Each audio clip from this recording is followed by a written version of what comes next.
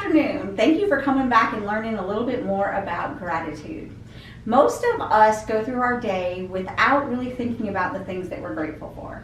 Matter of fact, our days are quite the opposite. We naturally look for all the things that don't go right and that we are not grateful for or that are bad.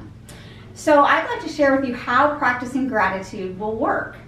So I'm going to tell you a story about the average person that goes through life and does not practice gratitude.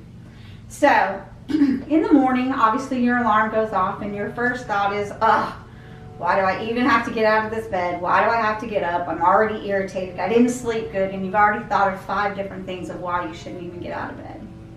But you do, you drag yourself out of bed and you slowly get dressed and you walk downstairs to eat.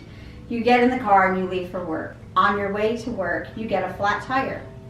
And the first thing you think is how your entire day is going to be messed up from there. And from there, your day continues to get worse and worse and worse. You're late for work, obviously. Your boss is angry and mad. And then you begin to think to yourself, I can't ever do anything right. She's never going to forgive me for this. And your day becomes worse and worse. You do have something to look forward to because you're supposed to go to dinner with your spouse tonight or your significant other.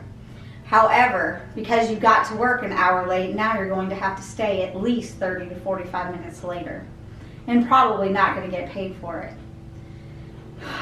You know your spouse is going to be upset, and come lunchtime you're already dreading the fact that you are going to have to call her and tell her you're going to be late, or just be late and deal with it then.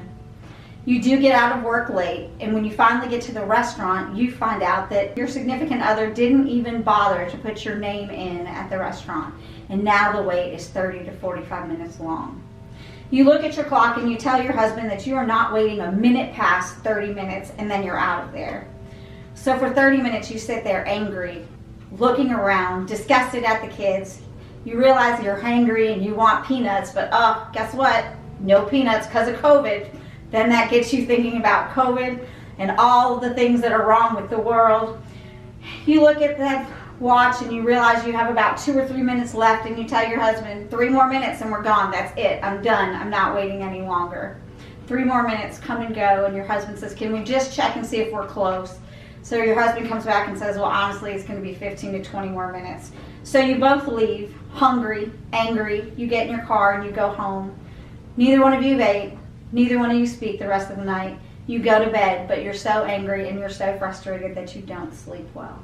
Now let me explain to you the way someone who practices gratitude looks at the day.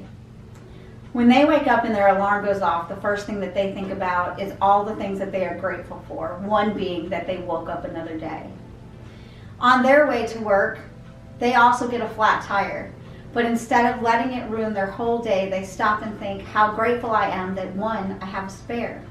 2, I have AAA. And 3, I'm blessed to have a phone so I can call my boss and let her know that I'll be late.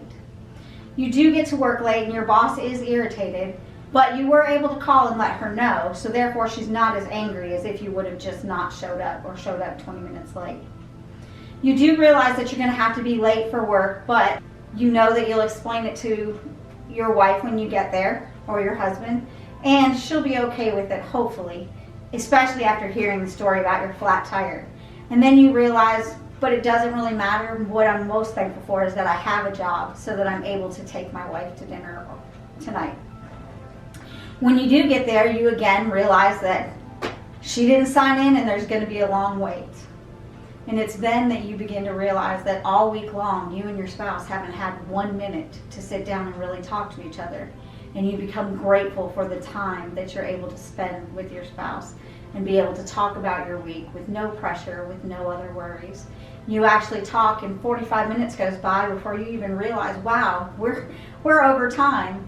You've also noticed as you've been waiting that people are walking out happy and full and talking about how great the food was. And again, you decide that you're going to be grateful that you're able to go to such nice restaurants like this and share it with others. You and your wife finally get called. You have a wonderful meal. You both go home connected, calm. You both go to sleep that night and you're much calmer and you have a good night's sleep. Nothing changed in these two people's days. All circumstances were the same. The only thing that changed was you handled your day practicing gratitude. I encourage you to try to practice gratitude every day. Find something good in everything and in every situation, even the bad. Doing this 1 minute at a time, 1 hour at a time, 1 day at a time changes your life forever. Thank you, and I'll see you again.